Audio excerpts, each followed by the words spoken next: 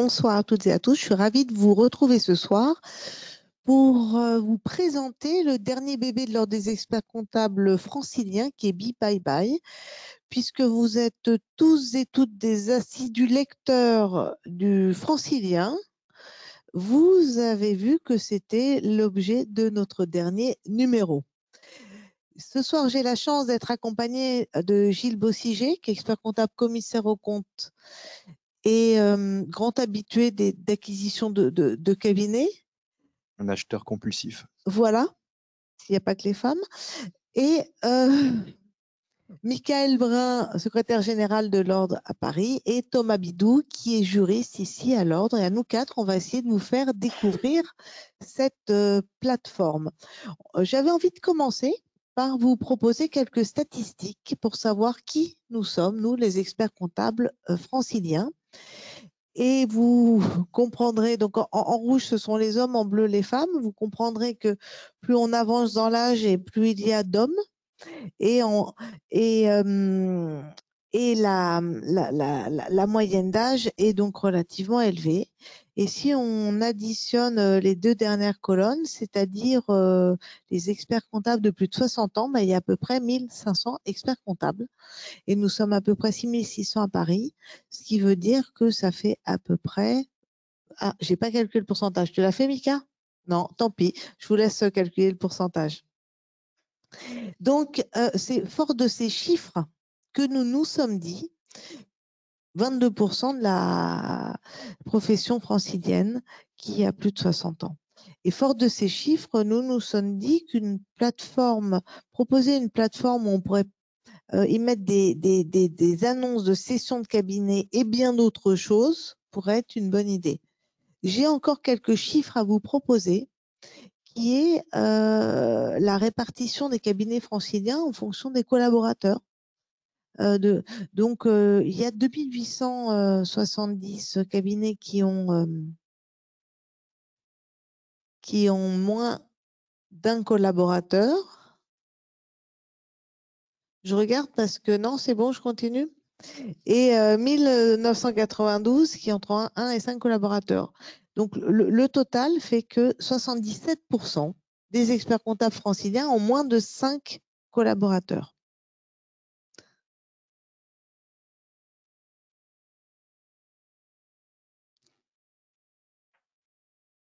Encore quelques chiffres, hein, parce que on est expert comptable, on ne va pas se refaire. Le nombre des radiations pour départ à la retraite, alors c'est comme ça hein, qu'on appelle, puisque vous savez que vous êtes inscrit, vous rentrez, vous êtes inscrit au tableau de l'ordre, et puis la sortie, ça s'appelle radiation. Donc depuis 2018, 718 experts comptables en fait ont pris leur retraite et se sont radiés du tableau de l'ordre. Et l'âge moyen de départ à la retraite, c'est 66 ans. Voilà, j'ai fait la cartographie des experts comptables franciliens. Et j'avais envie de mettre en parallèle, bien évidemment, la facture électronique, puisque cette facture électronique, vous le savez tous, et je le dis depuis pas mal de temps, va changer l'ADN de nos cabinets. Cette facture électronique va anéantir les travaux de saisie, et là on va être super content, va anéantir à un moment donné le fait que nous fassions nous de la TVA, puisque cette TVA, les déclarations de TVA seront pré-remplies par l'administration fiscale. On aura quand même la tâche de les recontrôler. Et ensuite, je pense que dans quelques années, dans 5-10 ans, je ne sais pas si la liasse fiscale existera encore, puisqu'elle sera certainement, à mon sens, remplacée par le FEC. Mais là, on n'a pas de texte de loi. Donc, cette facture électronique va changer nos missions, va changer l'ADN de nos cabinets. Ce fameux triptyque saisie, TVA, liasse fiscale, c'est 60% du chiffre d'affaires de nos cabinets. Et ce chiffre d'affaires, petit à petit, hein, en l'espace de 5-10 ans, va devoir permuter vers d'autres missions d'accompagnement, de conseil, ce que vous voulez. Je me répète beaucoup, mais je pense que c'est important de le dire et de l'avoir en tête. Et fort de ce constat-là, où il y a quelques experts comptables qui ont plus de 60 ans et cet ADN qui va changer dans les cabinets, je pense qu'il va y avoir une accélération dans la session de cabinet et je trouvais qu'il était important que l'ordre des experts comptables soit là pour mettre à disposition un outil qui vous permettent de vous renseigner, de vous aider et dans la session de cabinet, dans l'acquisition de cabinet, parce que si à un moment donné, il y a des cessionnaires, de l'autre côté, il y aura des cédants et c'est une opération délicate, on verra ça ensemble, on a besoin d'avoir pas mal d'informations et donc cette plateforme me semble utile aujourd'hui et devrait l'être de manière exponentielle ces prochaines années, étant donné le contexte que je vous ai présenté. Donc ça, c'est le plan d'action de la facture électronique. Je vais le passer. Ces sessions de cabinet se font avec les intermédiaires de la place. Je vous les présente aujourd'hui, se font ou ne se font pas. Et j'ai voulu remercier nos partenaires qui sont présents souvent aux universités d'été de l'ordre des experts comptables.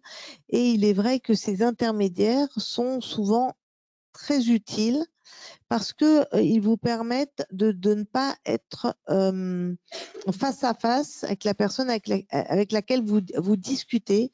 Et il est très important qu'à un moment donné, les choses ne se disent pas en direct et qu'il y ait comme un billard à 3 bandes pour que l'acquisition et la session se passent au mieux. Et c'est pour ça que j'ai voulu rappeler les partenaires de la profession. Alors, les étapes de la transmission de cabinet. Là, je pense que c'est plus du tout à moi de parler.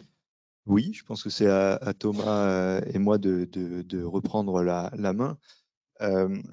On, on finira par une présentation de la plateforme et c'est Mickaël qui fera cette démo, parce qu'il est beaucoup plus habile que nous dans la manipulation des outils en général. Donc, on a une meilleure chance de succès avec lui. Et sur cette plateforme, au-delà de l'aspect mise en relation, on a souhaité mettre un espace d'outils, de documents juridiques, financiers, mais aussi de conseils, d'organisation pour accompagner les repreneurs et les cédants. On essaye de s'adresser aux deux catégories de personnes.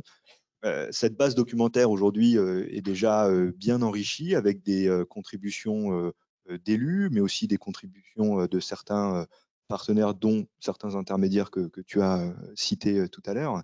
Évidemment, c'est une base qui est vouée à s'enrichir dans le temps de contributions. D'ailleurs, si certains veulent contribuer, qu'ils n'hésitent pas. Je sais que je suis en retard de quelques contributions, mais je vous promets que j'ai commencé à Overworld pour les écrire, donc elles arriveront pour compléter tout ce qui est présent sur le site. Donc, on ne va pas vous faire un inventaire parce qu'il y a déjà pas mal de documents. Et en plus, comme je n'ai pas mes lunettes, je n'arrive pas à lire les titres. Mais globalement, on essaye de donner des outils aussi bien pour l'acheteur que pour le vendeur. Alors déjà, pour le vendeur, globalement, l'idée, c'est de l'aider à réussir sa vente. Ça, c'est évident, parce que il suffit pas de toucher de l'argent pour que la vente soit une réussite. Il y a aussi un aspect, je dirais, émotionnel, patrimonial à satisfaire dans une session pour que on ait un sentiment de satisfaction post-opération. Et alors, pour que cette vente soit une réussite, il y a plusieurs critères à réunir. Déjà, la première, c'est de préparer son cabinet à être vendu. Alors, ça passe évidemment par une amélioration des chiffres, de la rentabilité du cabinet. Alors, ça peut paraître évident de dire ça, mais en fait, on constate souvent dans les sessions d'entreprise en général, pas spécifiquement dans les cabinets, mais que les cédants approchant peu à peu de l'âge de la retraite ont tendance à désinvestir en se disant de toute façon, dans 5 ans, je ne suis plus là, j'aurais vendu.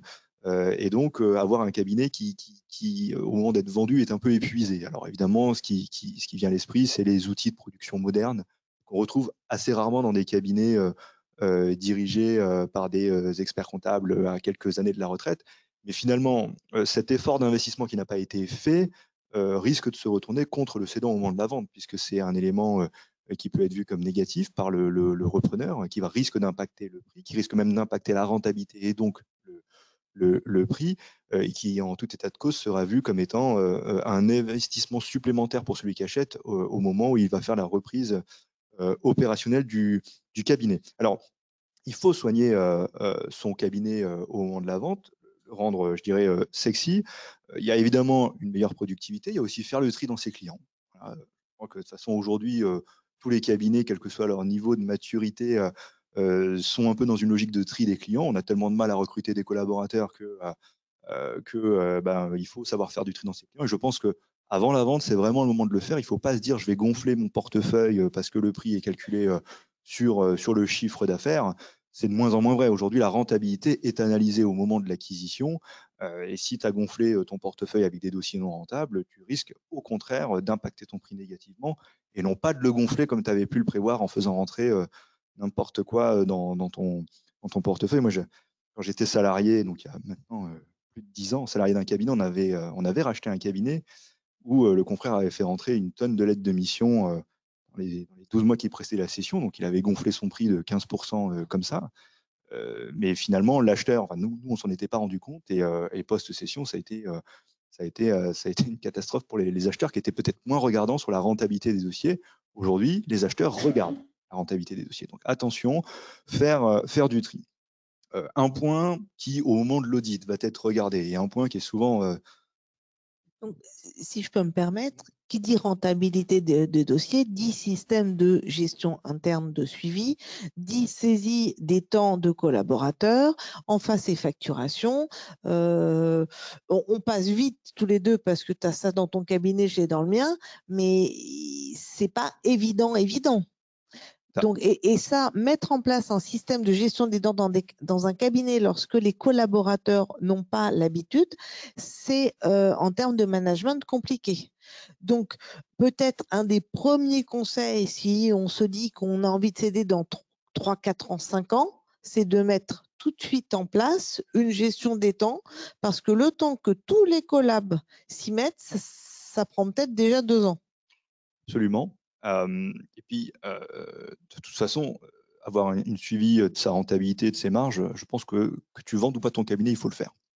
Donc, alors si tu le fais au dernier moment, tant pis, mais enfin, tant mieux pour le repreneur, mais tu as raison. Quand tu récupères une équipe qui, depuis 20 ans, n'a jamais saisi ses temps et que quand tu rachètes le cabinet, tu dois leur imposer ça, c'est un traumatisme absolu. Et donc, ça peut même être un frein pour l'acquéreur potentiel. Alors, dans les audits, ce qui va systématiquement être regardé par le repreneur et qui donc est aujourd'hui un point de fragilité dans pas mal de cabinets, je dirais à forte ancienneté, c'est les lettres de mission. C'est évidemment un point hyper sensible, hein, puisque quand tu rachètes un cabinet, tu rachètes une clientèle, alors que ce soit directement avec un rachat de clientèle ou indirectement avec un rachat d'actions ou de parts sociales. Mais si tous les clients que tu rachètes ne sont pas liés, sont déliés, ils n'ont pas de lettre de mission avec des durées d'engagement, etc., nécessairement, ça remet en cause la récurrence du chiffre d'affaires et donc la valeur, puisque la valeur de nos cabinets est liée à la récurrence du chiffre d'affaires. Donc l'absence de lettre de mission est vraiment... alors, j'ai oublié de dire que c'était obligatoire. Pardon, excusez-moi, les juristes, vous énervez pas, c'est évidemment obligatoire d'avoir une lettre de mission. Mais au-delà de ça, pour le repreneur, c'est un problème sur la valeur. Si les clients ne sont pas liés, n'ont pas des engagements fermes avec le cabinet, si les honoraires qui sont facturés ne sont pas contractualisés, c'est une vraie faiblesse. Et ça, les lettres de mission, c'est un point qui est systématiquement regardé au moment de l'audit. Donc, quand vous vous dites je vais vendre mon cabinet dans 2 ans, vous avez 2 ans pour faire signer les lettres de mission. Et ne laissez pas ça au repreneur, parce que le repreneur, il n'aura pas envie de se taper comme premier contact la signature de la lettre de mission. Il va se prendre des renégos d'honoraires systématiquement. Ça va mal se passer. C'est au vendeur d'assurer ça pour avoir un cabinet sécurisé et sexy pour Et en l'acheteur. termes de responsabilité professionnelle, parce que s'il y a un PET sur un client, mais il y a 2-3 ans, on vient de racheter, s'il n'y a pas de lettre de mission, la RCP ne va pas fonctionner.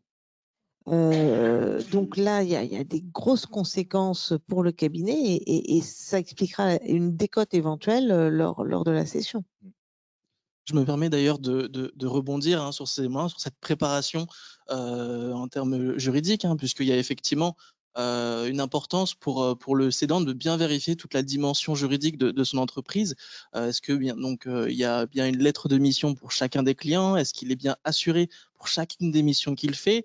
Il y a aussi une considération en matière de conservation d'archives pour certains clients.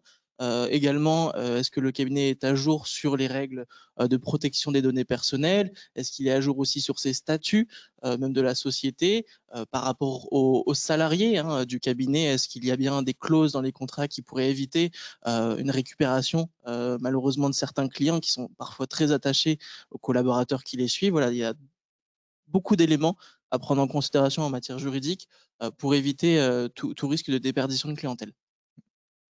Oui, dans l'exemple que tu cites des collaborateurs, c'est vrai que la présence de clauses de non-concurrence dans le contrat des collaborateurs, à minima des cadres, c'est pas 2 jours avant la session que tu vas la signer, parce que le collaborateur il la signera pas. Et donc tu vas être en difficulté vis-à-vis de ton acheteur, qui l'aura peut-être mis dans les conditions suspensives. Voilà, donc ça pareil, c'est quelque chose qu'il faut anticiper 1 an, 2 ans avant pour vos cadres. Signer des clauses de non-concurrence qui de toute façon vous sont utiles dans l'absolu, au-delà de la session du cabinet. Mais n'attendez pas le dernier moment, parce que quand on est à signature imminente, tout le monde a du mal à signer en fait. Voilà. Ou alors, tiens, je vais peut-être gratter une petite augmentation. Voilà. Donc, n'attendez pas le dernier moment, mais ça, c'est vrai pour tout deal en fait. Là, on parle des cabinets comptables, mais pour toute session d'entreprise, c'est une réalité. Une réalité, une réalité. Puisque tu parlais des salariés, il faut aussi parler de la loi Hamon. Donc, l'obligation d'informer les collaborateurs, enfin, de façon plus générale, les salariés d'une entreprise lorsqu'elle s'apprête à être vendue ou dont le contrôle s'apprête à être cédé. Alors, avec une particularité, puisque notre profession est réglementée. Et donc, cette loi Hamon, alors tu m'arrêtes si je dis une bêtise, mais cette loi Hamon ne s'applique que si on a des collaborateurs qui sont diplômés. Puisque le principe de la loi Hamon, c'est je préviens mes salariés que je vais vendre l'entreprise et je leur laisse un certain délai pour me faire une offre de rachat. Bon, évidemment, si tu n'as que des collaborateurs qui n'ont pas le DEC, la question ne se pose pas. Mais si tu as au moins un collab qui a le DEC, tu es obligé de lui proposer la reprise et tu es obligé de lui laisser un certain délai. J'ai 2 mois en tête, j'espère que je ne dis pas de bêtises, pour qu'il puisse te faire éventuellement une proposition que tu es libre de refuser. D'accord ? Mais c'est vrai que, alors là, on est proche session. Souvent, les confrères préfèrent attendre le dernier moment avant de prévenir les salariés. Bon, déjà, sur un plan psychologique, pas forcément malin, mais et puis en fait, une semaine avant, tiens, je vais prévenir mes salariés, leur faire signer la décharge amont. Mais alors moi, ça m'est arrivé. La salariée en question n'avait pas signé. Elle refusait de signer la décharge et elle nous a planté la vente. On a pris 2 mois de plus. Voilà. Et d'ailleurs, elle n'a pas fait d'offre. J'étais très content. Mais voilà, donc, ouais, essayez d'anticiper ces sujets parce que c'est hyper désagréable pour vous, pour l'acheteur, pour les salariés, éventuellement pour les clients, si vous en avez déjà parlé, d'avoir ce genre de petites mésaventures juste avant l'opération.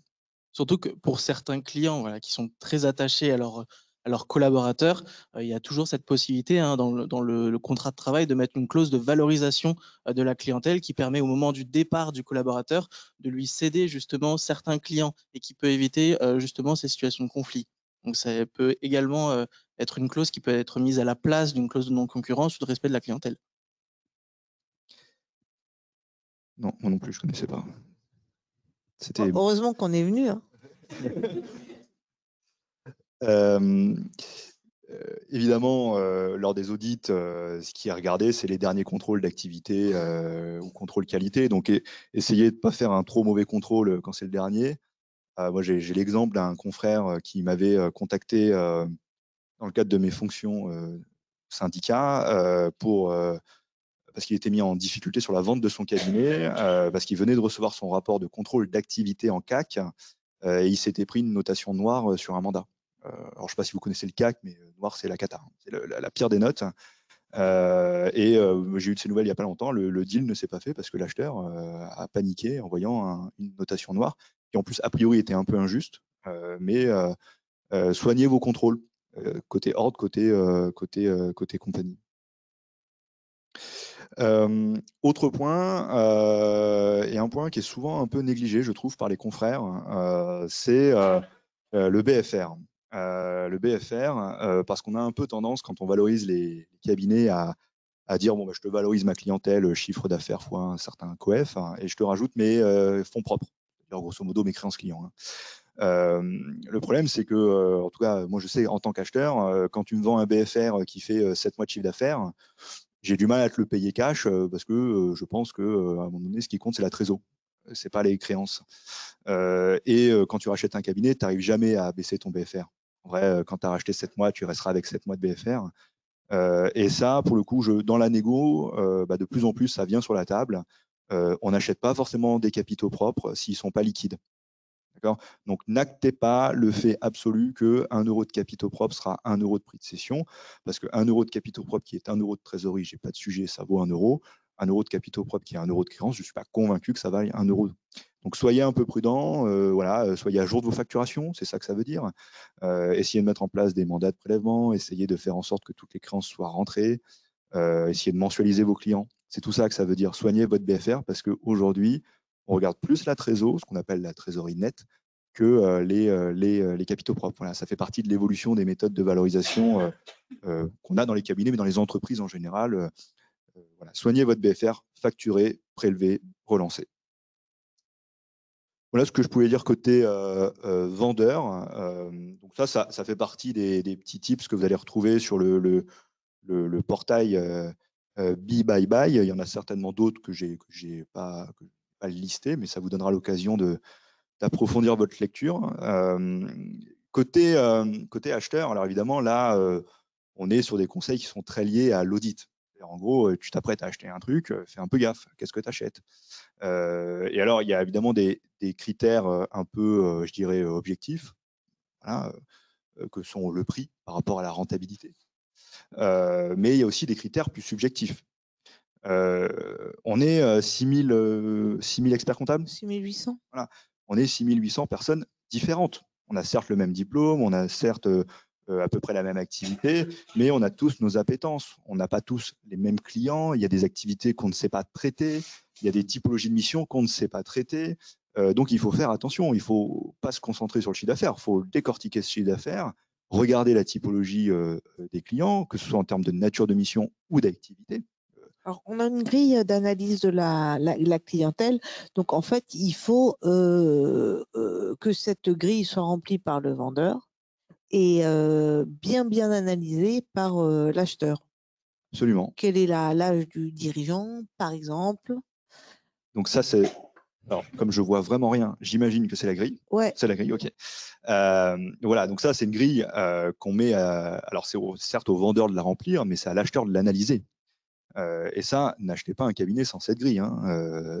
Alors, elle me semble bien détaillée, mais c'est un travail que vous devez imposer à votre vendeur. Alors, comme le disait très justement Virginie, quand vous faites intervenir un intermédiaire, c'est lui qui va s'occuper de mettre la pression au client pour qu'elle soit remplie. Parce que ça lui casse la tête hein, de remplir tout ça. Mais c'est hyper important, c'est juste fondamental. Vous allez identifier les masses de clients. Moi, j'allais dire, par exemple, dans mon cabinet, moi, je ne suis pas expert comptable de commerçant. Je n'ai pas de commerçant dans mes clients. Donc, si je vois un portefeuille client à vendre avec 50 boulangers, 50 bouchers, je ne vais pas l'acheter, quelle que soit la rentabilité du portefeuille. Parce que je ne sais pas, je ne suis pas un bon expert comptable de commerçant, puisque je n'ai jamais exercé auprès des commerçants. Donc, l'activité, c'est un point important. Après, évidemment, il y a l'âge du dirigeant, qui est souvent le critère qui est même le premier à regarder. C'est-à-dire que on dit souvent les experts comptables ont des clients qui ont leur âge. Donc, si tu achètes un cabinet à un confrère qui a 70 ans et que tous ses clients ont 70 ans, bon, je dis pas que ça vaut rien. Je dis pas que ça vaut rien. Mais par contre, en termes de récurrence, pérennité du chiffre d'affaires, il faut réfléchir. Il faut réfléchir, regarder si ce sont des activités qui sont transmissibles, parce que ça peut être des activités, des belles entreprises avec une indépendance vis-à-vis du chiffre d'affaires, du chef d'entreprise, et qui donc pourront être transmises et donc continuer à être vos clients. Par contre, si ce sont des activités d'indépendants, voilà, ne valorisez pas ça au même prix qu'une clientèle de jeunes entrepreneurs. Donc la typologie des missions évidemment. Et puis attention, parce que ces grilles ont tendance à être détaillées par dossier. Mais demandez bien à identifier les regroupements.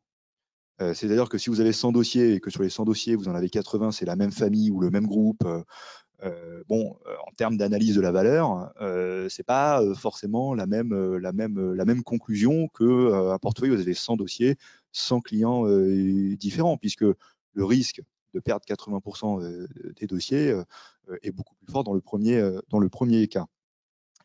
Et déontologiquement, si tu me permets, en termes d'indépendance, 80% du chiffre d'affaires dans un seul groupe ou un client, mais bon, t'aurais peut-être dû le dire là, Thomas. Enfin, pour le coup, c'est une conception de l'indépendance et de l'absence de conflit d'intérêt, mais c'est le jugement du professionnel. Hein, et il n'y a que le professionnel, comme dirait Vital Samar, qui pourrait. C'est le professionnel lui-même qui s'interrogerait sur sa propre absence de conflit d'intérêt. Il n'y a qu'une apparence d'indépendance et d'impartialité. Donc, j'ai évidemment exagéré, et pourtant je suis pas marseillais. Je crois que tout le monde le sait maintenant. J'ai évidemment exagéré. Et 80%, c'est pas un truc que j'ai déjà vu. Par contre, sur les petites clientèles, il est absolument pas rare d'avoir un dossier qui va représenter 30% du chiffre d'affaires global. Alors, pour l'indépendance, moi, je ne juge jamais les confrères. Voilà, je les laisse libres de leur analyse. Si tu es acheteur et que tu es face à, moi ça m'est arrivé, hein, face à un portefeuille où tu as un dossier qui pèse 30% du chiffre d'affaires, c'est pas très grave.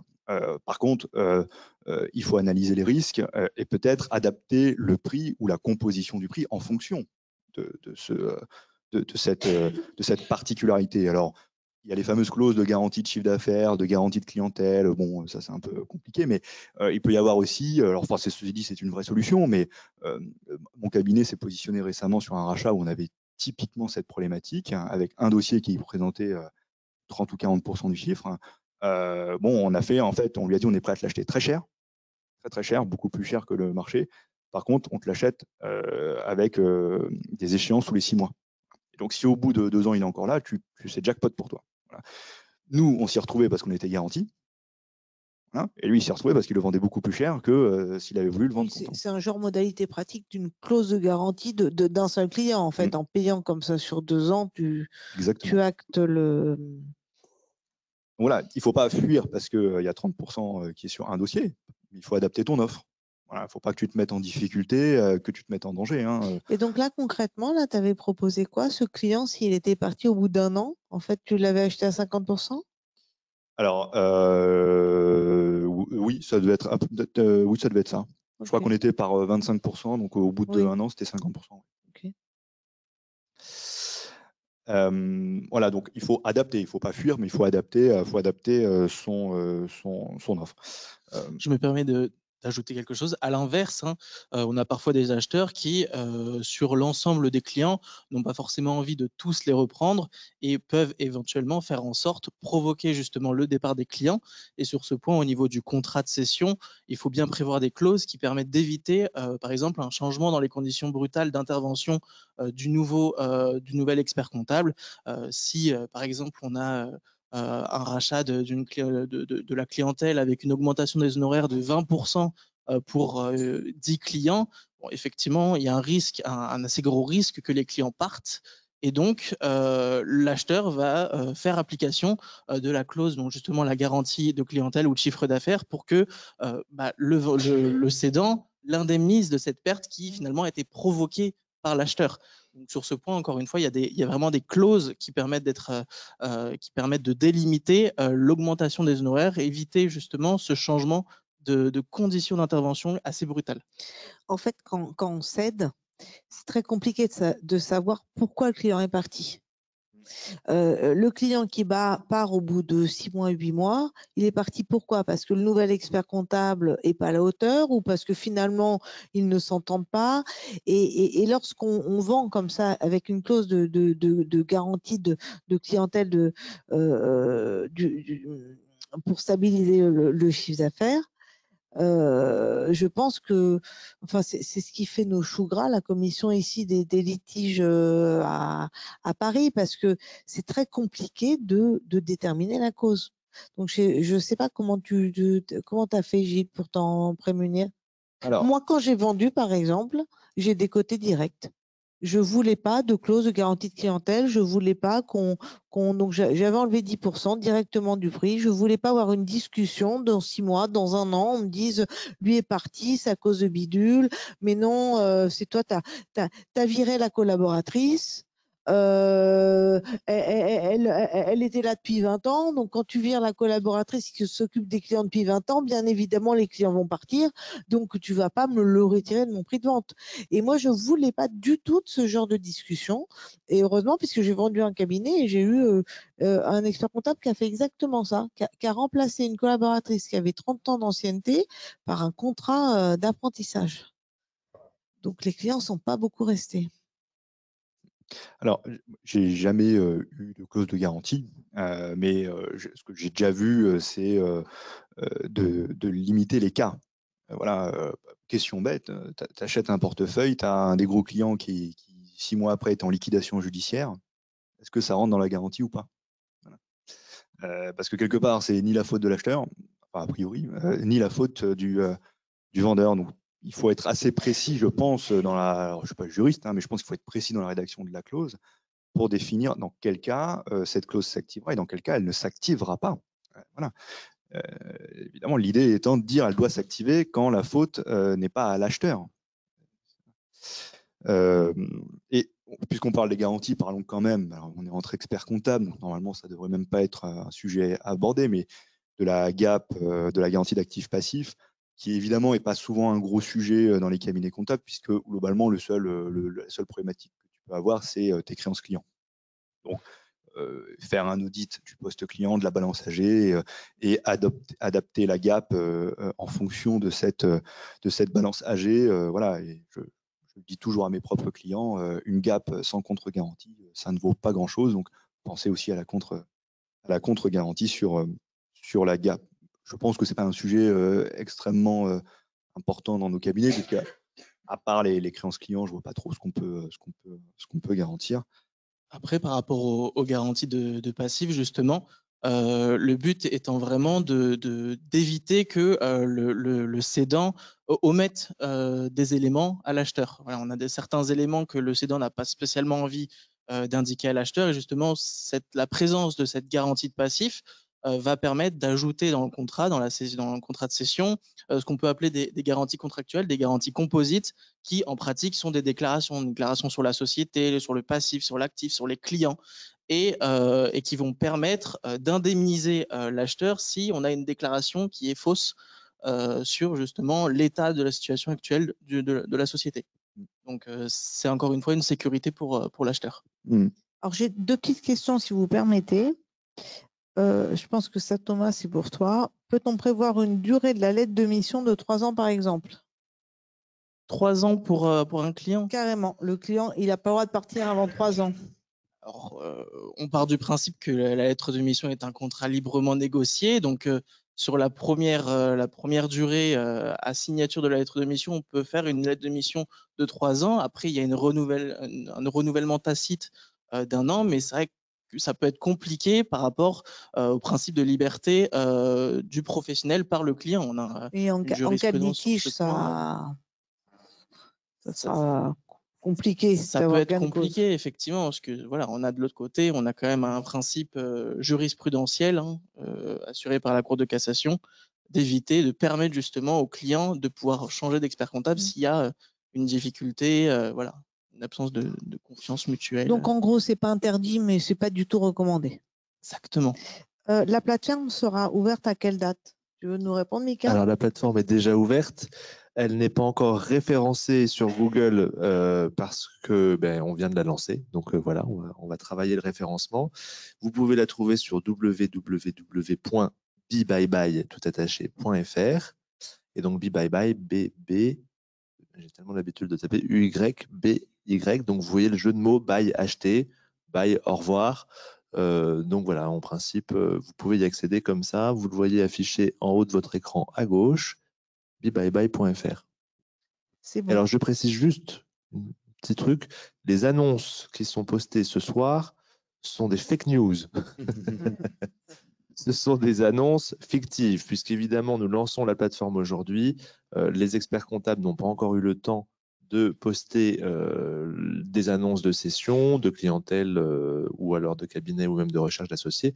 Et les intermédiaires que nous attendons sur cette plateforme n'ont pas également eu le temps de poster des annonces.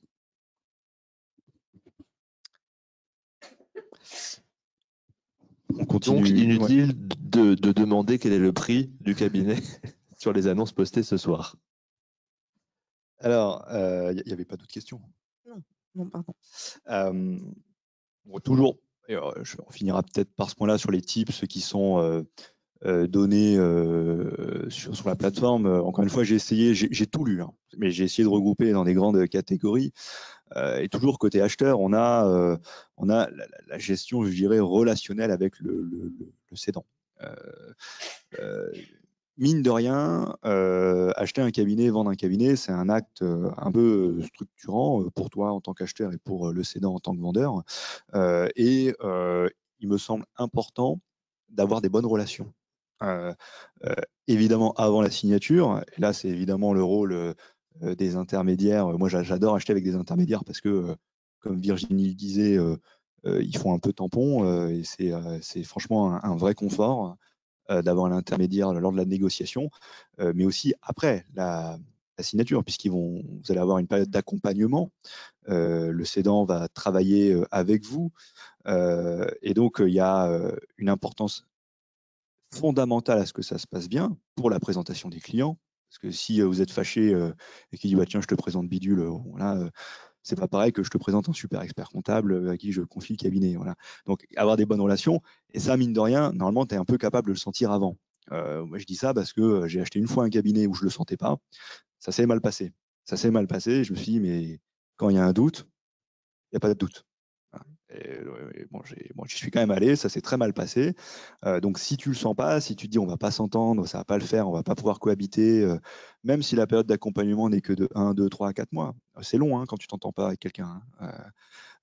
C'est quand même malgré tout une petite association très temporaire qui va exister. Donc il faut que vous sentiez le cédant, que vous disiez que vous allez réussir à cohabiter avec lui. Et je pense que sur le plan juridique, il est hyper important d'être précis sur ce que tu attends de lui. Voilà. Exactement, oui. Surtout que dans tous les cas, voilà, on parle de bonnes relations entre cédant et repreneur. Cette relation, elle se ressent par rapport au client. On a justement le moment où le cédant va présenter ou introduire le repreneur auprès des clients. Si le client ressent qu'il y a la moindre animosité ou même une sorte d'étrangeté entre le cédant et le repreneur, il va le ressentir et il va peut-être prendre peur et partir tout simplement, dire je ne veux pas continuer avec ce nouvel expert comptable, il ne m'inspire pas confiance parce que même le vendeur n'a pas confiance en lui en fait. Donc c'est hyper important. Et l'impact est sur les collaborateurs. Parce que le pire dans une session, c'est que les collaborateurs partent très rapidement. Et qui dit collaborateur qui part dit client excessivement fragilisé, enfin clientèle fragilisée. Donc cet aspect qui est compliqué à quantifier, mais je dirais même à auditer, ne doit pas être négligé. Pas du tout être négligé. C'est bien calibrer l'accompagnement sur la durée. Pas trop court, mais pas trop long, parce que quand c'est long, c'est compliqué. Et avoir, je pense, des prérogatives bien délimitées, parce qu'il faut évidemment l'écueil classique, c'est le cédant qui continue à se comporter comme le patron. Alors ça, c'est hyper désagréable quand tu as racheté et ça te met le bazar. Donc, être très précis sur ce que tu attends de lui en termes de mission et peut-être aussi sur ce que tu n'attends pas de lui pour qu'au moins il n'y ait pas ce qui est écrit n'est plus à dire. Et surtout, sur ce point, on a déjà eu des cas au niveau même de la commission résolution des litiges où des clients nous saisissaient en pensant qu'ils étaient encore en contrat avec l'ancien dirigeant du cabinet. Et le jour de la réunion, c'est le nouveau représentant du cabinet qui est venu pour expliquer pourquoi il y a eu une difficulté dans ce dossier. Voilà, souvent, c'est malheureusement l'état du dossier, il y a des retards, des irrégularités qu'il faut régulariser, mais qui, effectivement, s'il y a un manque de communication, ça peut être très préjudiciable aussi bien pour le cabinet que pour le client aussi, tout simplement. Donc, j'ai une petite question là sur le même sujet. Peut-on demander aux cédants de conserver un pourcentage d'actions pour garantir la stabilité des clients sur une période? Alors oui, on peut. La Mais cession peut en être fait, partielle au total. voilà, c'est qu'un outil. L'idée surtout, c'est de comprendre que, à vous écouter, hein, j'en conclus que céder un cabinet, c'est une opération financière, mais c'est surtout une opération humaine, avec entre un cédant et un cessionnaire et un cabinet avec des collaborateurs. Absolument. Le fait de laisser des actions aux cédants pour faire jouer une forme de garantie de clientèle, bon, déjà, ça veut dire que tu es associé. C'est-à-dire que si ça se passe mal, il faut faire les AG, il faut machin, il faut truc. Moi, je serais très défavorable à ça, pour tout, pourquoi pas. Mais si finalement l'idée c'est juste de lui faire un earn-out déguisé, autant faire un earn-out. Hein. Ça me semble aller plus vite et t'éviter le sujet des AG à réunir. Ça aussi, je l'ai vécu devant huissier. Donc, pas à faire. Pas à faire. Ouais, mais bon, pas agréable. Donc vous avez compris hein, que pendant qu'on parle, on vous montre un petit peu ce qui se passe ce qu'il y a dans la boîte à outils, toutes les documentations, les articles.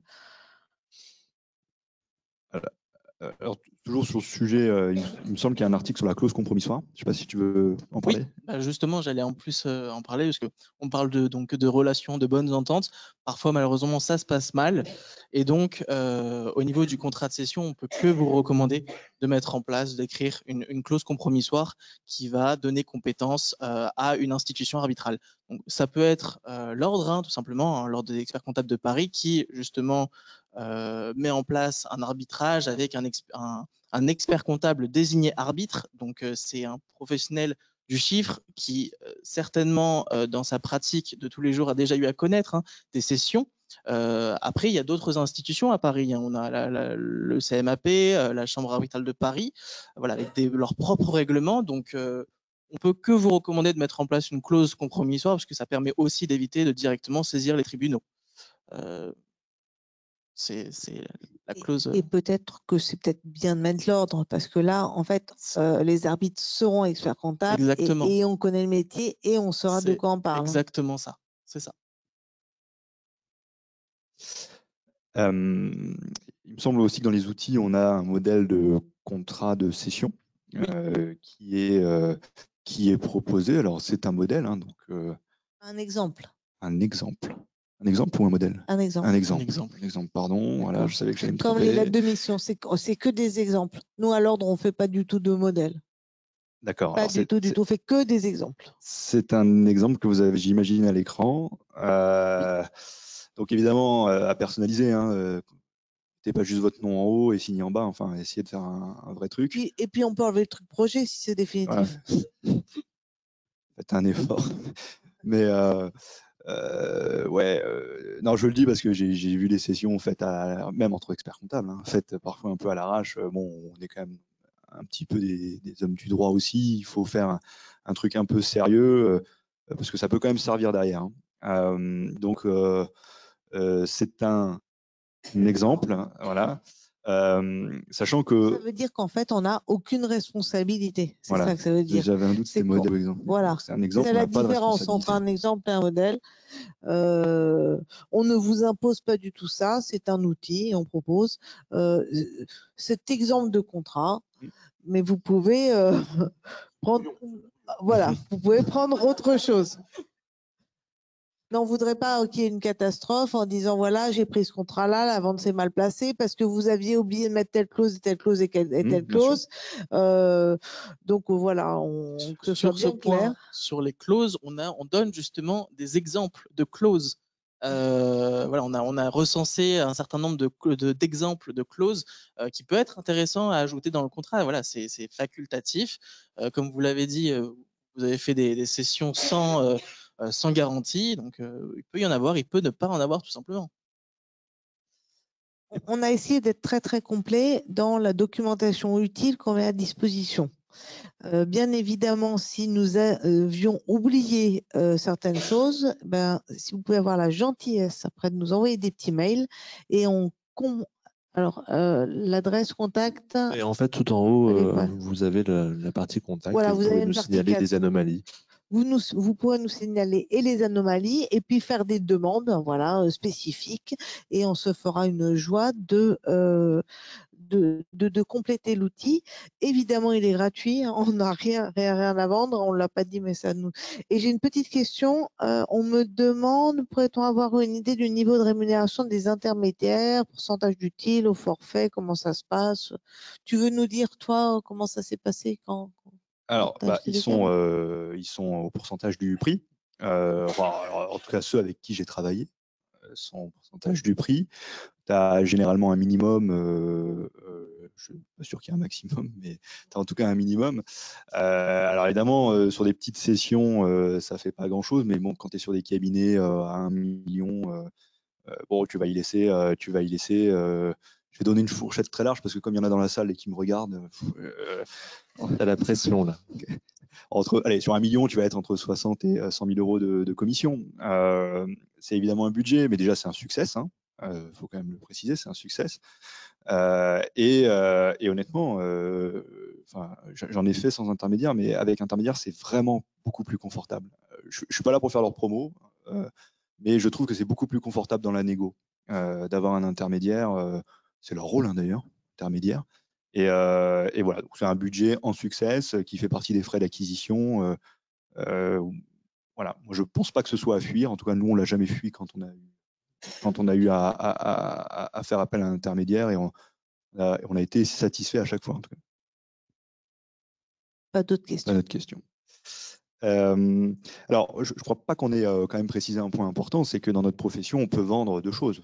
Soit on vend la clientèle, soit on vend des parts. Alors, soit des parts sociales si c'est une SARL, Solar, machin, soit des actions si c'est SS. Bon.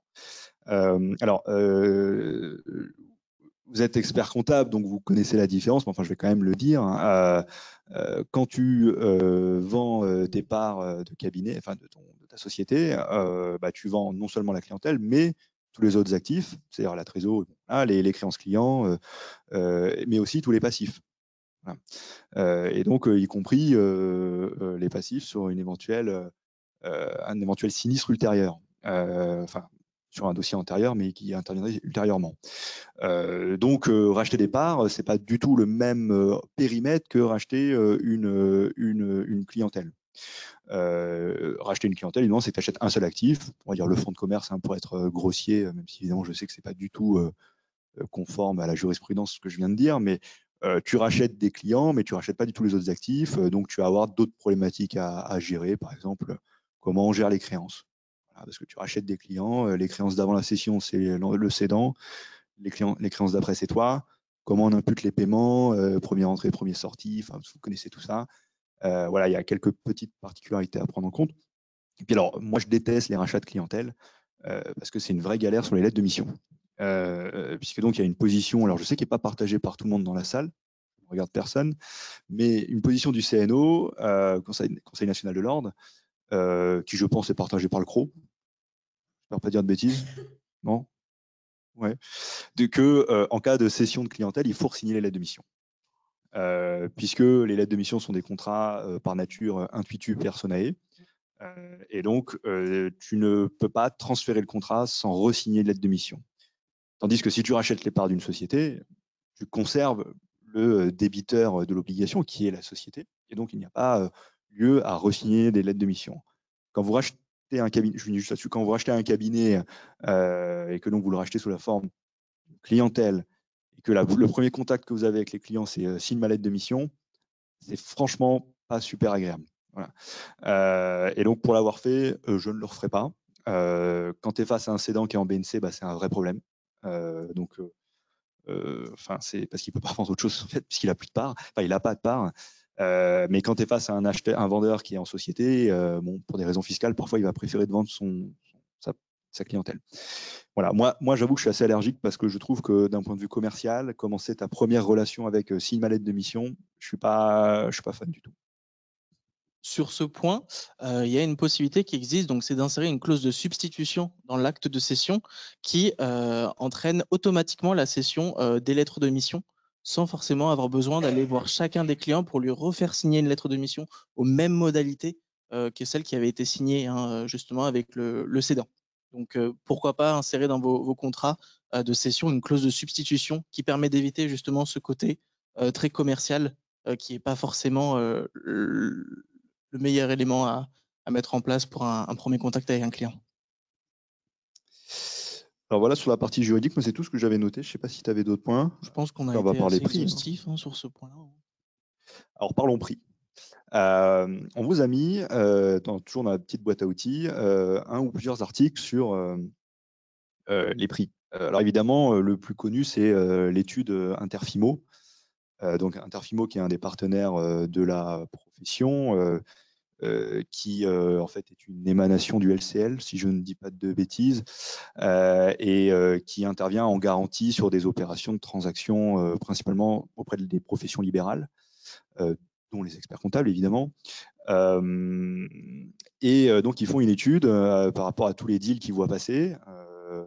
Et ils disent, ben voilà, on a fait tant de transactions de cabinet comptable l'an dernier, voilà les prix qui ressortent. Et donc c'est l'étude que vous avez à l'écran, qui sort tous les 2 ans à peu près, qui est assez complète. Et disponible sur bebuybuy.fr. Donc Dans la boîte à outils. l'étude est disponible et on avait animé un rendez-vous aux 50 l'année dernière que vous pouvez retrouver sur la chaîne YouTube de l'Ordre Et sur bebuybuy.fr. et sur bebuybuy.fr où vous pourrez revisionner si vous voulez ce rendez-vous ce rendez-vous aux 50 et l'étude était commentée par nos amis d'Interfimo. Voilà. C'est pas bebuybuy.fr, Mika? Oui, ok. Donc, alors cette étude, du coup, bon, elle est intéressante parce qu'elle a un échantillon relativement large, parce qu'on est quand même une petite profession, donc avoir un échantillon représentatif pour faire des statistiques est toujours compliqué. Mais il vous donne les prix moyens. Alors, ils expriment le prix de 2 manières, soit en coefficient de chiffre d'affaires, soit en multiple de BE. Alors, on reparlera après des multiples de BE. Concentrons-nous sur le multiple de chiffre d'affaires. Alors, de mémoire, alors là, comme je n'ai pas mes lunettes, je vais vraiment y aller de mémoire. Ils disent c'est du 86%. Ouais, 86%. Voilà, du chiffre d'affaires. Quand j'en parle avec des intermédiaires notamment, c'est objectivement assez bas et assez surprenant. Mais sur cette C'est la France entière. Hein. Oui, mais je crois que même il le détaille par région et que même Paris, c'est pas si impressionnant que ça. Enfin, c'est ouais. Et alors, en fait, j'ai beaucoup réfléchi parce que ça m'a troublé et je pense savoir la solution. C'est que, je crois à la dernière page ou l'avant-dernière page, il te donne la méthodologie qu'ils ont retenue pour calculer. Et en fait, il rapproche le prix du chiffre d'affaires réalisé. Sauf qu'en fait, en général, quand on valorise une clientèle, on applique le coefficient au portefeuille du client. Et donc, c'est pas tout à fait la même chose. Le chiffre d'affaires étant généralement plus important que la valeur des honoraires contractuels, puisque tu as tout l'exceptionnel qui vient se rajouter. Et donc, je pense que, enfin, j'estime, alors là, j'exprime une opinion qui est personnelle, que le 86% est un poil en deçà de la réalité. En tout état de cause, si tu te bases sur le chiffre d'affaires de la grille client, des honoraires récurrents signés, contractualisés, je pense que tu es quand même un peu plus haut que 86%. Voilà. Alors, c'est en tout cas la seule explication que j'ai trouvée, qui est donc en bas à droite, là je le reconnais, la méthodologie. Donc cette étude est intéressante aussi parce qu'elle vous donne des prix après par nature d'opération. Est-ce que c'est une cession? Est-ce que c'est l'intégration d'un associé minoritaire? Est-ce que c'est un OBO? Et on voit d'ailleurs que les fourchettes de prix ne sont pas les mêmes. De façon générale, souvent, on se dit c'est quand même incroyable que dans la profession du chiffre, quand on valorise nos cabinets, on prend une méthode aussi barbare que le chiffre d'affaires fois un coefficient. Donc 100% du chiffre d'affaires, c'est quand même un truc, ton client ferait ça? Je lui dirais, oh là là, t'as rien compris à l'évaluation. Et ben pourtant, nous, on fait ça chez nous. En fait, je pense que l'explication est relativement simple. En fait, les cabinets comptables se ressemblent tous, ont des business models qui sont relativement proches les uns des autres. Finalement, on a des structures de coûts quand on regarde les bilans des cabinets qui sont assez proches les uns des autres, avec la masse salariale qui va représenter un certain niveau du chiffre d'affaires, entre 45 et 55%, les charges de structure, etc. etc. Finalement, quand tu regardes tous les cabinets, tu les mets tous côte à côte, ça se ressemble. Alors, il y en a qui sont plus rentables que d'autres, on est bien d'accord, mais on a des structures de coûts qui sont relativement similaires. Et quand tu es face à un échantillon d'entreprises, donc en l'occurrence de cabinets, qui ont des structurations de coûts relativement proches les unes des autres, dans ce cas, ton chiffre d'affaires devient un indicateur de performance financière.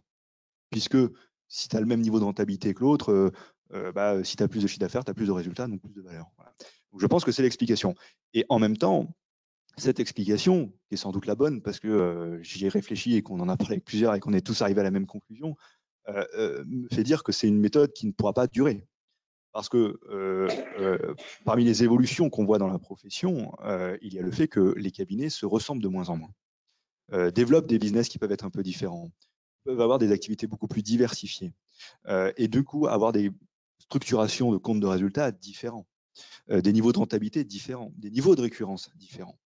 Le chiffre d'affaires, qui est un bon indicateur pour évaluer le niveau de valeur d'une entreprise à une autre, si elles ont la même activité, la même structuration de coûts, ne l'est plus si tu es face à deux entreprises différentes. Il faut revenir aux fondamentaux, la rentabilité. Allez, le BE, on va le dire pour faire simple, le BE, c'est un peu plus compliqué que ça. C'est même beaucoup plus compliqué que ça. Pourquoi? Parce que ce qu'il faut chercher, c'est le BE normatif. Et le gros problème dans nos cabinets, c'est que tu as une personne qui s'appelle l'expert comptable. Dans certains cabinets, il bosse comme un malade, et dans certains cabinets, il bosse pas. Le problème, c'est comment tu le valorises dans ton EBE normatif. Voilà. Comment tu vas chercher ces temps. Parce que si le mec, il bosse 7 jours sur 7, 24 heures sur 24, quand tu calcules ton EBE normatif, tu es obligé de l'intégrer de la masse salariale. Alors, c'est sûr qu'il doit avoir un super EBE facial, mais si tu veux le rendre normatif, c'est très compliqué. Et donc ça, c'est quelque chose qu'on n'est pas habitué à faire puisqu'on se valorise sur le chiffre d'affaires. Demain, si on doit aller taper sur le BE, il va falloir qu'on fasse un vrai travail, mettre en place peut-être des méthodes, qu'on échange sur des méthodes, sur comment on rend un EBE normatif dans nos cabinets, en partant du fait que tous les cabinets ne se ressemblent plus, et que des experts comptables bossent énormément et que d'autres ne bossent pas. Alors, non, tout le monde bosse beaucoup, mais que d'autres sont moins dans la production, voilà, sur d'autres sujets. Alors voilà, ce sont un peu les méthodes historiques. Donc, pourquoi je vous parlais de l'EBE comme ça aussi longuement, c'est que dans l'étude Interfimo, la deuxième partie, il vous donne des multiples d'EBE, alors qui, pareil, me paraissent surprenants aussi. Alors, de mémoire, c'est 3,6 ou 8, la moyenne. Je vois rien, je pense que c'est ça. Mais pareil, quand on regarde la méthodologie, 3,8. Quand on regarde la méthodologie, je suis pas sûr qu'ils le retraitent correctement. Enfin, en tout cas, ils le retraitent comme ils peuvent, je pense. Et en tout état de cause, ils le rendent pas normatif du tout. Et donc, forcément, calculer un multiple sur un EBE non normatif, ça ne veut rien dire. Je ne vais pas critiquer Interfimo, peut-être. Non. Non, mais ce qu'ils ont fait est super. Ce qu'ils ont fait est super parce que c'est les seuls à le faire. Quand vous lisez des études statistiques, il faut toujours regarder la méthodologie parce qu'il y a toujours des biais. Et là, il y en a, sur le BE, il y en a. Mais ils font ce qu'ils peuvent parce que je ne vois pas comment ils peuvent rendre le BE normatif puisque même nous, on ne sait pas le faire. Donc voilà. Mais sinon, c'est très bien. C'est une très belle étude. Merci, Gilles. Alors, comme on a 2 secondes, concernant les honoraires pris par les intermédiaires, ils sont à la charge du cédant ou de l'acquéreur? Alors, généralement de l'acquéreur. En fait, un expert comptable cherche à reprendre un cabinet, il va demander à un intermédiaire s'il n'a pas quelqu'un, et donc comme c'est lui qui est demandeur, c'est lui qui va payer. En gros, sur l'affaire courte. C'est son conseil, en fait. Voilà. En fait, en même temps, l'intermédiaire, souvent, il est déjà contacté par le vendeur aussi. mais c'est l'acheteur qui paye les honoraires. C'est comme en immobilier, hein. C'est la même chose. Ouais. Après, ça reste un usage, c'est-à-dire que contractuellement, On pourrait fait ce être qu'on veut, différent, mais bien sûr. l'usage, c'est l'acheteur qui paye. Alors pour le moment, je réponds à une question qui me demande si le site va couvrir tous les départements ou uniquement l'Île-de-France. Et pour le moment, nous sommes en Île-de-France seulement. Il n'y avait plus d'autres questions? Non. Alors, sur les prix, on vous a également mis un super article qui a été rédigé par notre ami et confrère de Bordeaux, Gilles Doriac. C'est le premier là-bas, donner de la valeur. Non, alors ça, c'est pas lui, je pense pas. Ça, je crois que c'est Gilles. Mais je vois rien. Je suis désolé. Mais réflexion sur la valorisation des cabinets. C'est avec toi. Toi, tu l'avais coécrit avec lui. Ouais, je sais plus s'il avait osé me mettre dedans. Donc effectivement, mais je n'osais pas me citer. Donc j'ai coécrit par Gilles Bossigé. Donc les deux Gilles Doriac, qui est un confrère assez connu, hein, puisqu'il est, il est chez Inforest. Il n'y a que Gilles, là, c'est un article du SIC. Il est signé que par Gilles. Lequel, le Gilles? Doriac. Gilles Dorial. Ah, bah il m'a pas mis. Ok. Pourtant, je l'ai aidé, mais c'est pas grave. Alors, mais en fait, c'est parce qu'on a repris son article. Ça, c'est celui du SIC, c'est ça? Oui, alors, et on vient de le ressortir là, il y a une semaine dans la RFC, et on l'a largement épaissi. Et cette fois, on l'a coécrit donc avec Gilles Doriac et Camille Boivin, qui est le vice-président de la CRCC de Paris. Donc, on l'a écrit à 3 plumes. Donc, c'est celui-là, mais on l'a bien enrichi. On le mettra après. Ouais. Il nous manque. Ouais, bah, il vient de sortir. Mais je vous l'envoie, c'est promis. Et donc, c'est un article parce que Gilles, il y a 1 an et demi, m'a interrogé, des copains et moi, sur comment est-ce qu'on imaginait qu'il pouvait arriver dans le secteur de l'expertise comptable, ce qui est arrivé dans certains autres secteurs, et notamment les laboratoires d'analyse médicale. Où il y a 10-15 ans, ils ont vu arriver sur le marché du rachat de laboratoires les fonds d'investissement qui ont été très intéressés par le modèle, qui est un modèle de forte récurrence, hein, évidemment. Et la conséquence qu'il y a eu à l'arrivée des fonds d'investissement sur ce marché, c'est que les prix ont explosé. Donc on devait être sur des prix assez lambda. Alors je vais peut-être dire une bêtise parce que moi j'avoue c'est pas un secteur que je connais, mais peut-être 4 fois le BE. Et au plus fort de ce marché, certains labos se sont vendus à entre 15 et 20 fois le BE. C'est une vraie augmentation, hein, du prix. Logique. On est sur l'offre et la demande. Quand tu as beaucoup de demandes avec des fonds qui veulent tout racheter, ça fait monter les prix. Et accessoirement, les fonds ont un avantage par rapport à des acheteurs indépendants, c'est qu'ils n'ont pas la contrainte bancaire. Quand tu es acheteur indépendant, il faut que tu arrives à rembourser ton achat en 7 ans. Le fonds, lui, il est en equity, donc si c'est sur 15 ans, c'est 15 ans, c'est pas un sujet pour lui. Et donc Gilles s'est interrogé parce qu'il est vrai que dans les échanges qu'on peut avoir, que ce soit à l'ordre, au syndicat, on entend de plus en plus parler de confrères qui font rentrer des fonds, parfois pour des parts significatives de capital, qui font rentrer des fonds d'investissement dans le capital de leur cabinet. Rappelons-le, aujourd'hui, la détention du capital d'un cabinet comptable est totalement libre sur la partie capital. Il y a toujours une réglementation sur les droits de vote où 75% des droits de vote doivent être détenus. 66%. 66%. Merci, 66%, excusez-moi. 2 tiers doivent être détenus par des experts comptables, mais le capital peut être détenu à 99,99% par un fonds. Et donc, on a ces opérations qui commencent à apparaître chez certains cabinets. Et donc, la grande interrogation de Gilles, c'est est-ce qu'on va voir le même phénomène avec des opérations de build-up, des fonds qui vont arriver et racheter de suite 30 cabinets pour faire un machin qui fait 30-40 millions de chiffre d'affaires, et donc avec une explosion des prix liée à un déséquilibrage de l'offre et de la demande.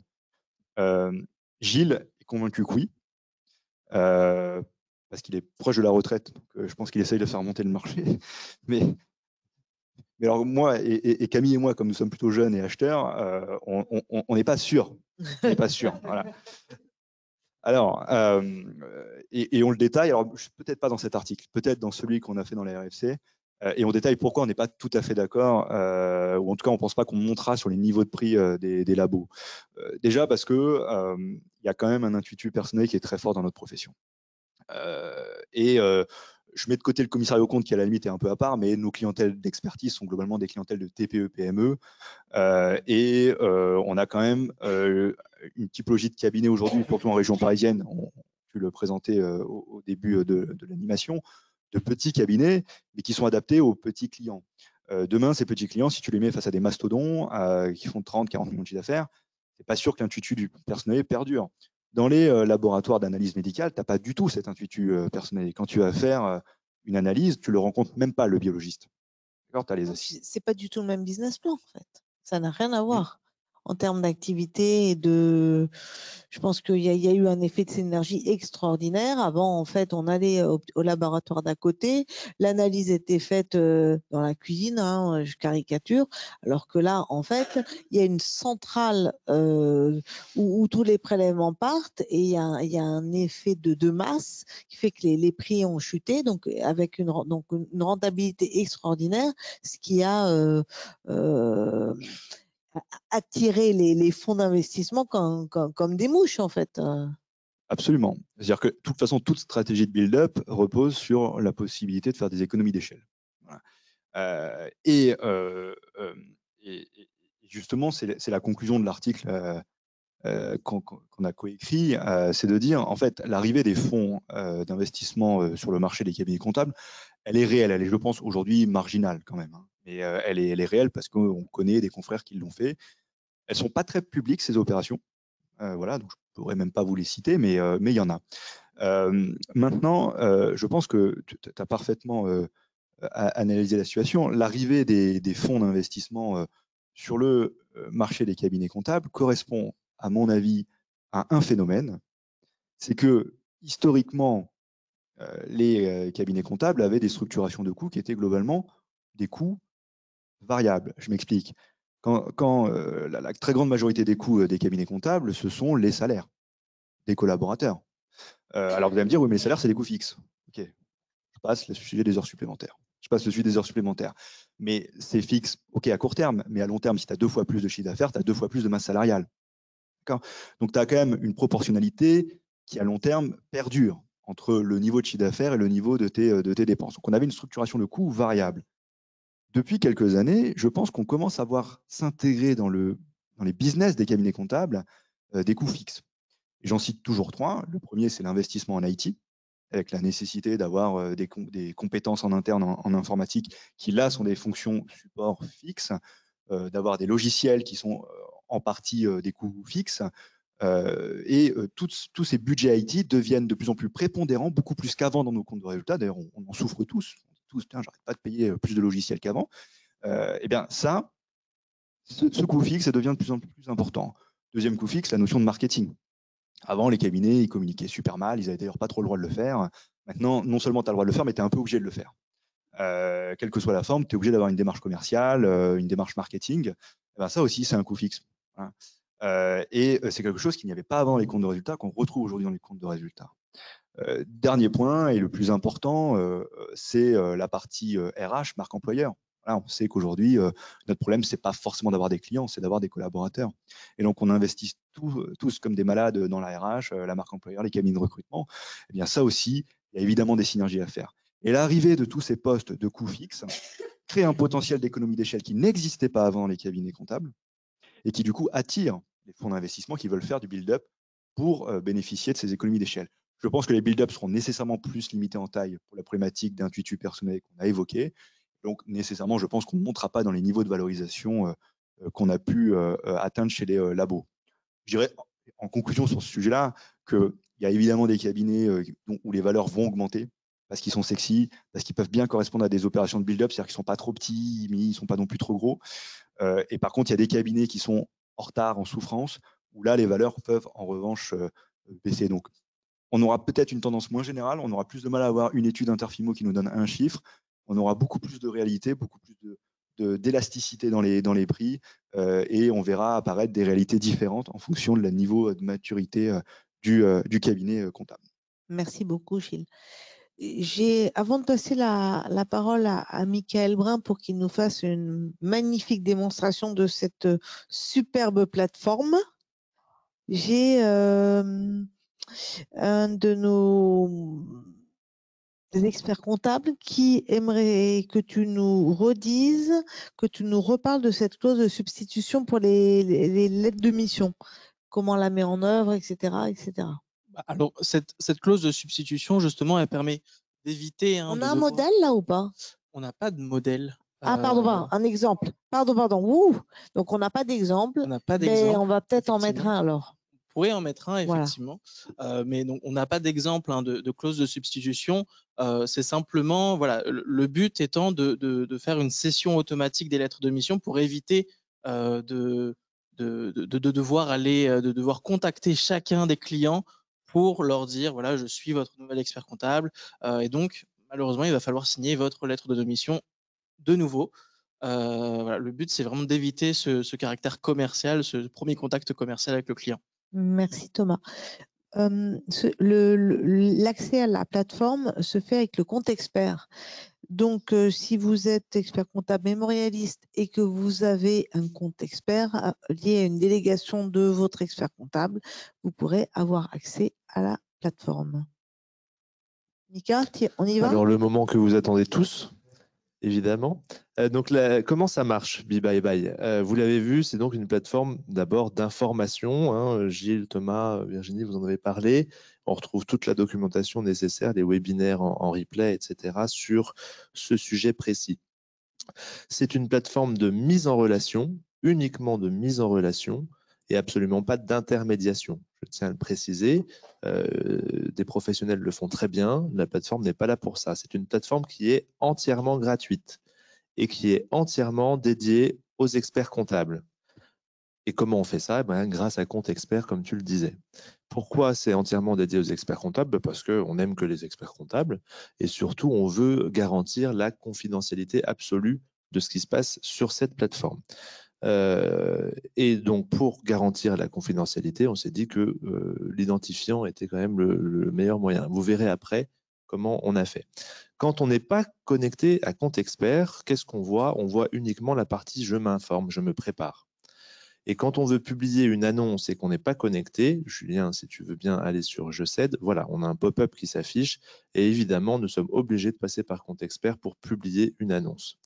L'annonce, on l'a dit, elle peut être de 3 catégories, on le verra juste après.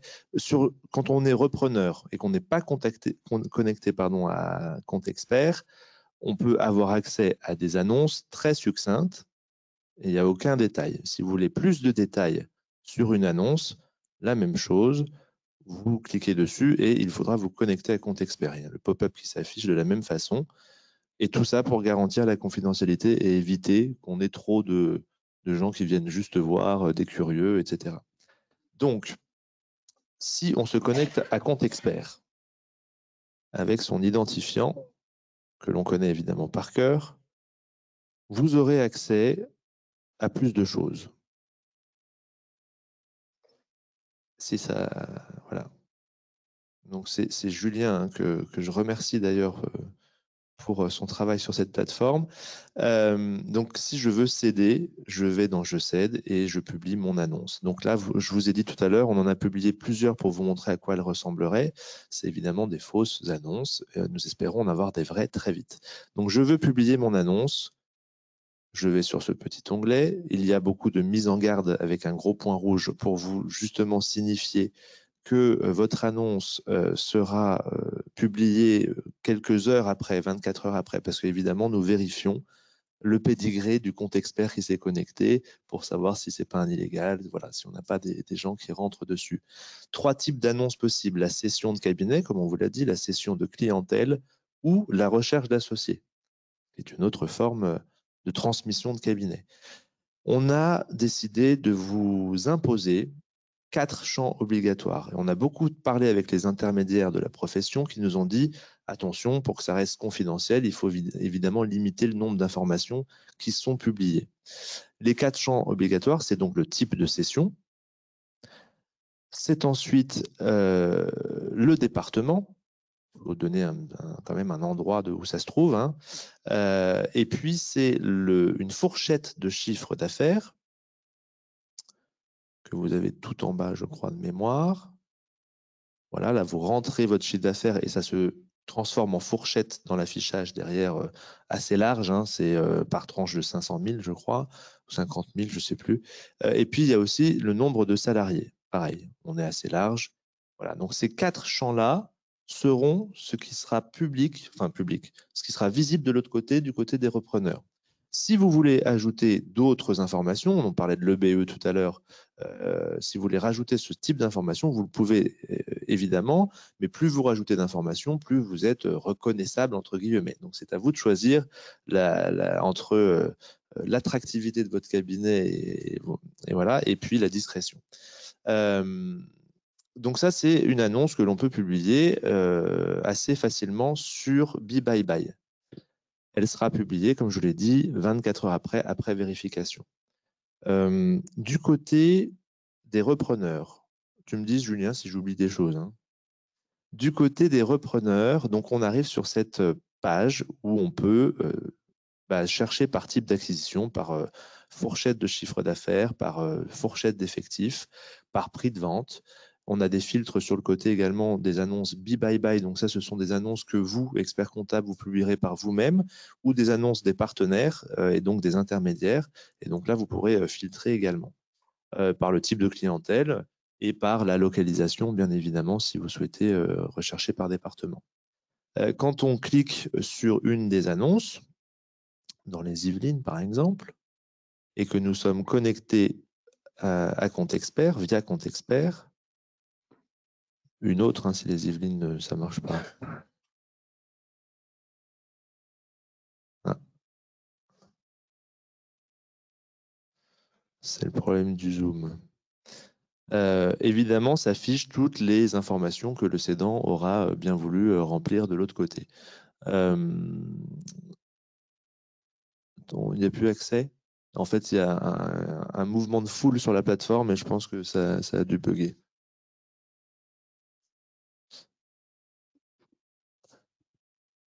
Mais ça n'a pas été développé par les NPI, non? Non, pourtant, on n'a pas pris les mêmes développeurs que le guichet unique. Je suis désolé, j'aurais bien voulu vous montrer à quoi ressemblait une annonce de l'autre côté.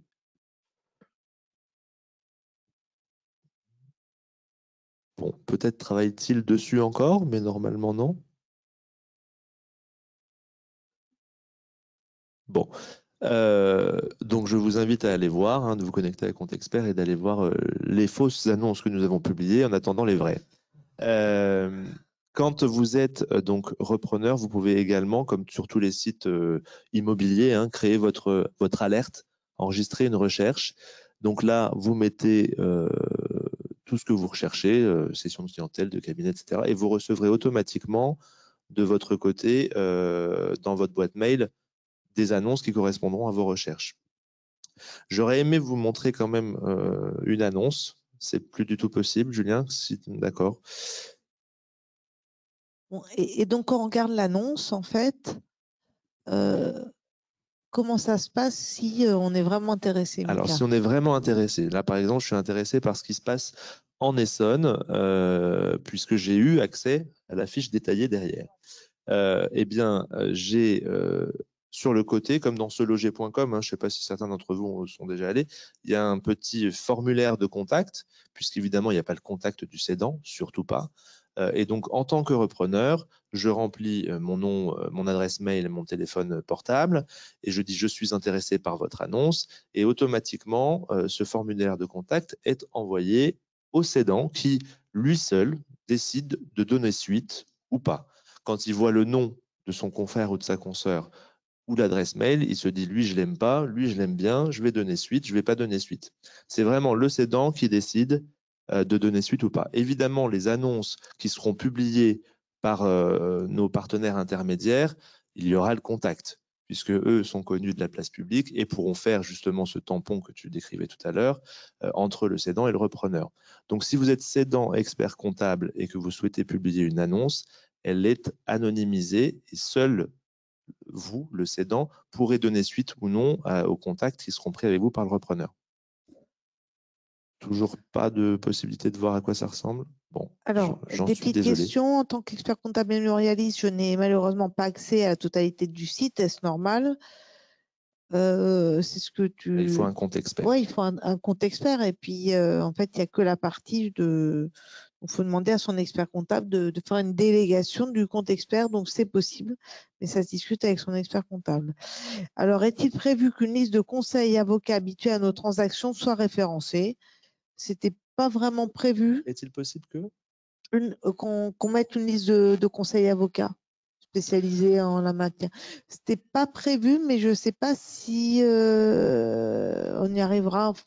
Alors, pour l'instant, Ouais, hein, c'est je vous dis, on compliqué, a hein. beaucoup discuté avec nos amis ici présents, deux d'entre eux en tout cas intermédiaires, pour fabriquer cette plateforme et puis pour ensuite collaborer avec eux sur la partie annonce et contenu.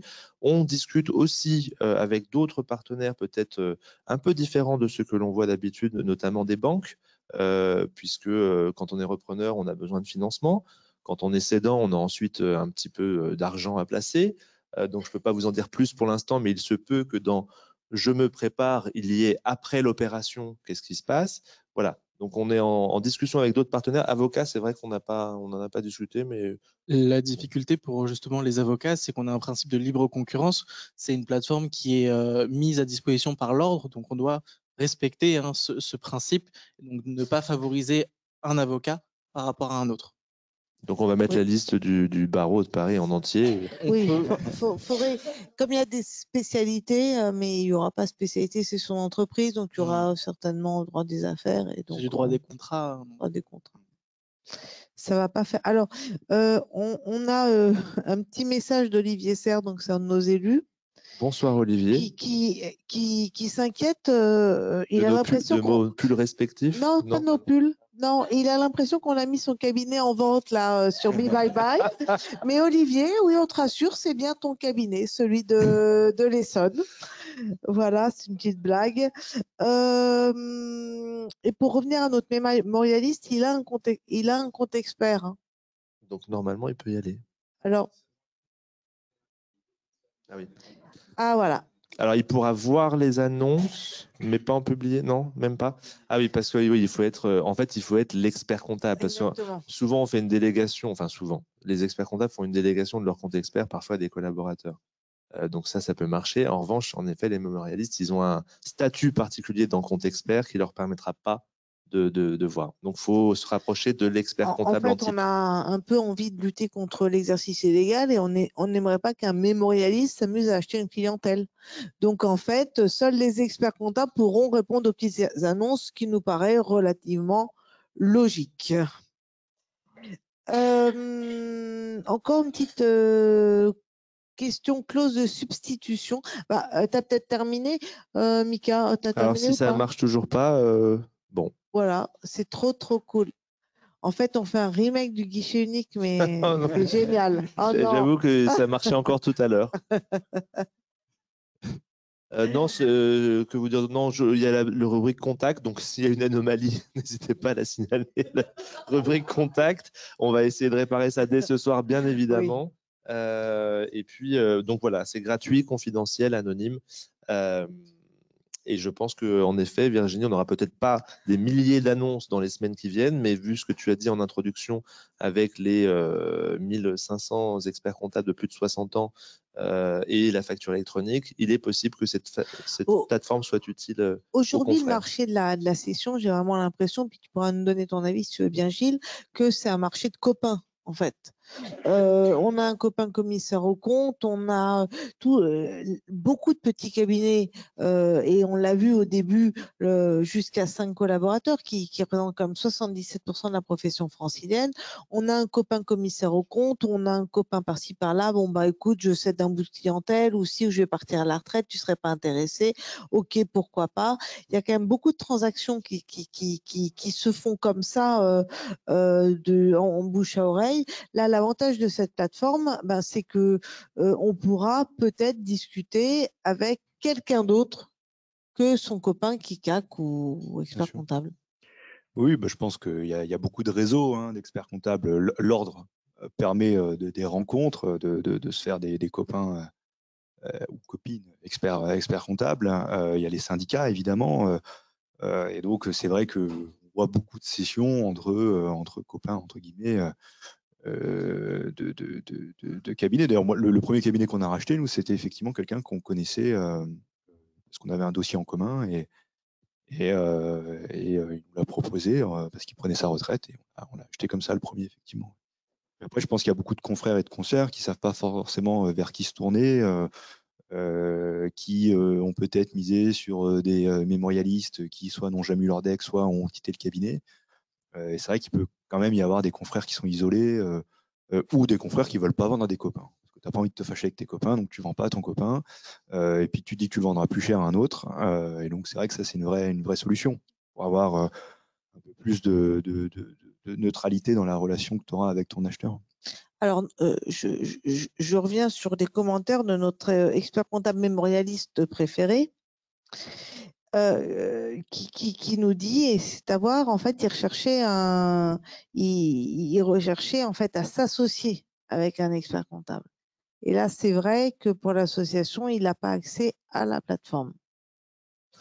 Merci pour cette Ouais, il faut qu'on remarque. réfléchisse à cette situation parce qu'en effet, quand tu es mémorialiste, tu as plutôt tendance à aller vers ce genre de. Ouais. Voilà. Il va falloir qu'on voit si techniquement ça fonctionne et si techniquement on pourra autoriser certains accès sur certaines parties de la plateforme. Peut-être, ouais. Entendu. Alors, on me dit que on arrive à publier une annonce là, ce qu'on me dit sur le. Voilà. D'accord. Donc, on a déjà 344 cabinets en vente. On peut publier une annonce et elle sera étudiée par le service, par le pôle juridique pour vérifier si voilà, vous êtes bien expert comptable. Bon, il nous reste 3 minutes. Peut-être un petit mot de conclusion, chacun. Alors, moi, ce sera www.bibybye.fr. Je vous remercie. Je pense que je vais faire une petite pub dans tous les cas par rapport au service déontologie. Hein. Si vous avez la moindre question, même demain, sur la transmission de cabinet ou sur d'autres outils, vous pouvez totalement même nous appeler directement tous les après-midi à l'ordre ou nous envoyer un petit mail sur déontologie@oec-paris.fr. On sera un plaisir de vous répondre. Merci Thomas. En conclusion, je rebondirai sur une des fulgurances de Mickaël auxquelles il nous habitue régulièrement. C'est vrai qu'on n'avait pas du tout parlé d'association dans nos propos tous les deux, alors que c'est fondamentalement quelque chose qu'on commence à voir apparaître avec pas mal de confrères, on va dire, isolés, seuls dans leur cabinet, parfois relativement jeunes, et qui aujourd'hui souhaitent se regrouper. J'ai pas mal de signaux qui arrivent par les syndicats notamment, et je pense que c'est aussi une vraie tendance du marché, une concentration très partielle parce qu'on va rester sur des petits cabinets en région parisienne, mais un besoin en association. Et donc cette plateforme sera certainement une vraie solution à ce besoin. Merci. C'est un sujet qui revient souvent au CJEC notamment, et puis c'était la volonté que l'ordre avait aussi avec le centre d'affaires Lucas, qu'on met à disposition, pas que des jeunes experts comptables qui veulent s'associer, mais tout le monde. Mais on a constaté sur place que les jeunes qui se retrouvaient là-bas en coworking ou dans des bureaux, en fait, faisaient des affaires ensemble. Thomas, tu veux nous donner l'adresse du service déontologie? Donc, c'est déontologie@oec-paris.fr. Super. On vous a affiché l'agenda. Donc, le prochain rendez-vous au 50, c'est sur la responsabilité professionnelle et en particulier lorsque nous avons de nouvelles missions. C'est le 21 mars à 18h. Je vous laisse découvrir les autres rendez-vous. Vous savez qu'à Paris, on est toujours très, très prolixe en termes d'information et de formation. Je vous remercie à tous et à tous de votre attention. www.bibybye.fr. Et là, il n'y a pas encore, mais la présidente a souhaité que nous organisions très prochainement, et donc surveillez vos mails, un webinaire dédié à la taxe d'apprentissage et au fléchage et au paiement de la taxe d'apprentissage. Exactement, parce que je pense que tous nos services en interne qui s'occupent du social dans les cabinets sont complètement perdus avec la taxe d'apprentissage et en ce moment beaucoup d'informations et de désinformations. Donc, ou quand payer la taxe d'apprentissage, ce sera la prochaine date également. Merci à tous, à toutes. Je remercie aux experts comptables qui sont venus nous voir puisque vous savez que ces événements sont toujours en distanciel et en présentiel. Et pour la récompense, pour ceux qui viennent, c'est toujours un petit cocktail après. Et surtout, ça nous permet d'échanger de manière beaucoup plus facile que de répondre aux questions qui nous sont posées. Je vous souhaite une excellente soirée et merci à tous de votre attention. Au revoir. Merci.